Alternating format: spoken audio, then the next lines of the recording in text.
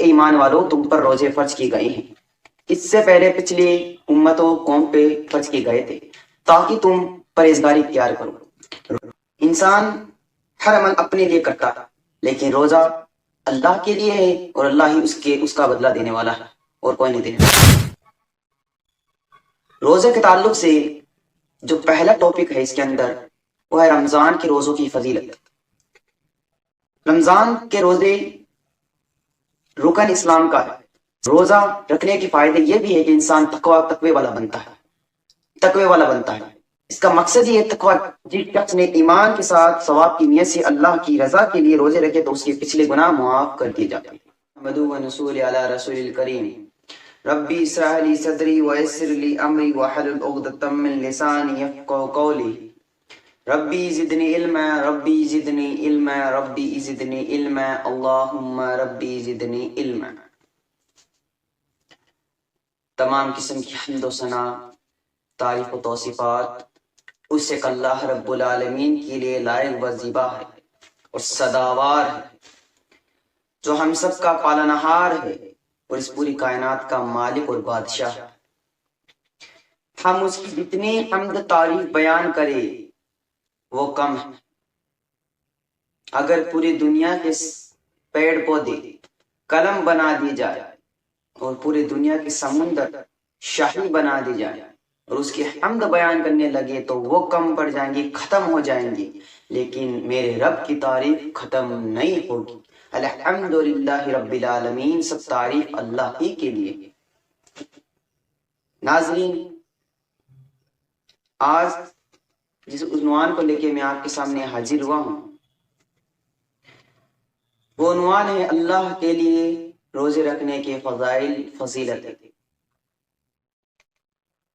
انسان ہر عمل اپنے لیے کرتا ہے لیکن روزہ اللہ کے لیے ہے اور اللہ ہی اس کا بدلہ دینے والا ہے اور کوئی نہیں دینے والا۔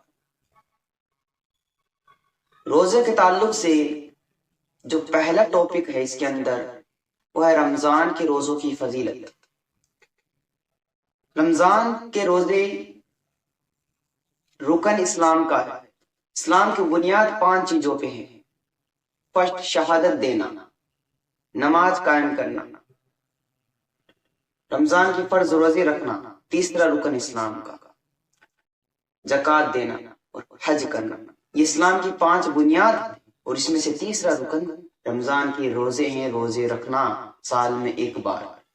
اس کے تعلق سے اللہ تعالیٰ فرماتا ہے سورہ بقرہ آیت نمبر 183 کے اندر، یا ایھا الذین آمنوا کتب علیکم الصیام کما کتب علی الذین من قبلکم لعلکم تتقون۔ ایمان والو تم پر روزے فرض کیے گئے ہیں، اس سے پہلے پچھلی امتوں قوم پہ فرض کیے گئے تھے تاکہ تم پرہیزگاری اختیار کرو۔ روزہ رکھنے کے فائدے یہ بھی ہے کہ انسان تقوی والا بنتا ہے۔ اس کا مقصد یہ تقوی اختیار کرو، یا ایھا الذین آمنوا کتب علیکم الصیام کما کتب علی الذین من قبلکم لعلکم تتقون، یعنی تم تقوی اختیار کرو۔ رمضان کے روزوں کی فضیلت بڑی آتی ہے۔ حدیث ہے حضرت ابو ہریرہ رضی اللہ تعالی عنہ سے روایت ہے۔ رمضان کے روزوں کی فضیلت کے تعلق سے یہ حدیث ہے، راوی حضرت ابو ہریرہ رضی اللہ تعالی عنہ ہیں۔ وہ روایت کرتے ہیں کہ اللہ کے پیارے نبی صلی اللہ علیہ وسلم نے فرمایا، جس شخص نے ایمان کے ساتھ ثواب کی نیت سے اللہ کی رضا کے لیے روزے رکھے تو اس کے پچھلے گناہ معاف کر دیے جاتے ہیں۔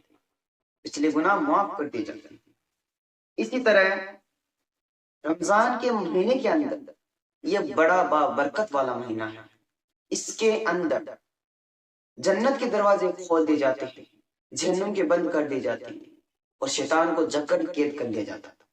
حضرت ابو ہریرہ رضی اللہ تعالی عنہ سے روایت، اللہ کے پیارے نبی صلی اللہ علیہ وسلم نے فرمایا، جب رمضان کا مہینہ آتا ہے تو جنت کے دروازے کھول دیے جاتے ہیں اور جہنم کے دروازے بند کر دیے جاتے ہیں اور شیطان کو جکڑ لیا جاتا ہے، قید کر لیا جاتا ہے۔